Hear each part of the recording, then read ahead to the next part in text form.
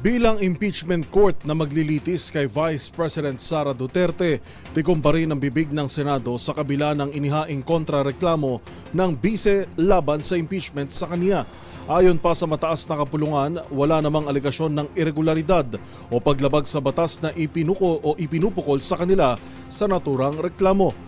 Narito ang ulat ni Raymond Dadpaas. Tumanggi ang Senado na magbigay ng komento sa petisyon na inihain ni Vice President Sara Duterte sa Korte Suprema na ipatigil ang impeachment trial laban sa kanya. Ito ay sa 3 pahinang manifestation ad cautelam na isinumiti ng Senado sa pamamagitan ng legal counsel na si Maria Valentina Cruz.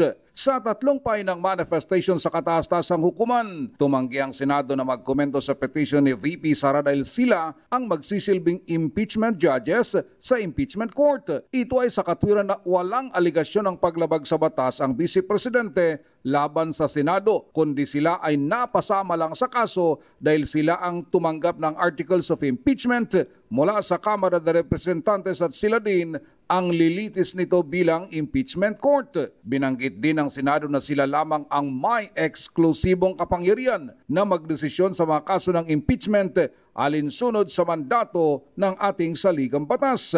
Pinadalhan na nila ng kopya ng manifestation ng Fortune, Narvasa and Salazar Law Office na siyang mga abogado ni Duterte.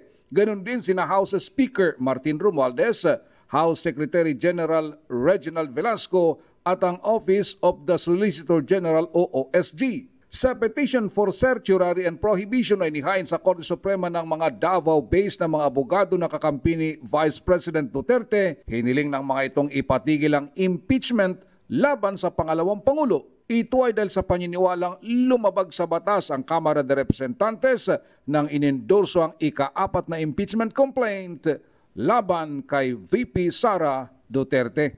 Para sa MBC TV Network News, ito si Raymond Dadpaas ng DZRH, una sa Pilipinas, una sa Pilipino.